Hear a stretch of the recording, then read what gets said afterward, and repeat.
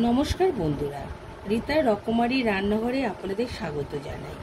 আজ আমি বানিয়ে দেখাবো কলা পাতার মৌলা মাছের পাতুরি।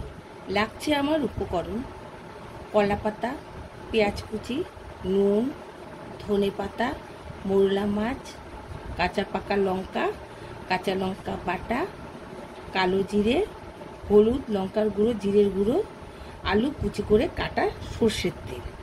সব একসাথে মাছগুলোর সাথে মেখে নেব মশলা দিয়ে। তারপর মাখানো মশলা মাছগুলো কলা পাতা সমেত সুতো দিয়ে বেঁধে কড়াইতে বসিয়ে দিলাম।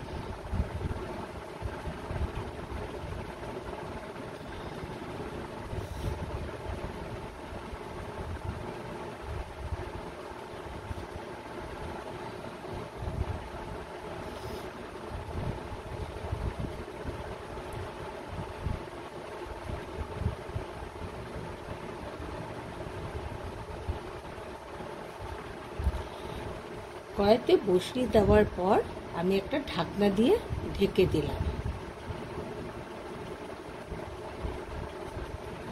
ঢাকনা দিয়ে কিছুক্ষণ বাদে ফিরে এসে মাছটা নামিয়ে ফেললাম। এই সময় লেগেছে আমার 15 মিনিট। রান্নাটি ভালো লাগলে আমার চ্যানেলটি সাবস্ক্রাইব করতে ভুলবেন না, ভিডিওটি লাইক, কমেন্ট, শেয়ার করতে ভুলবেন না। আবার দেখা হবে অন্য কোনো রান্না নিয়ে। ধন্যবাদ।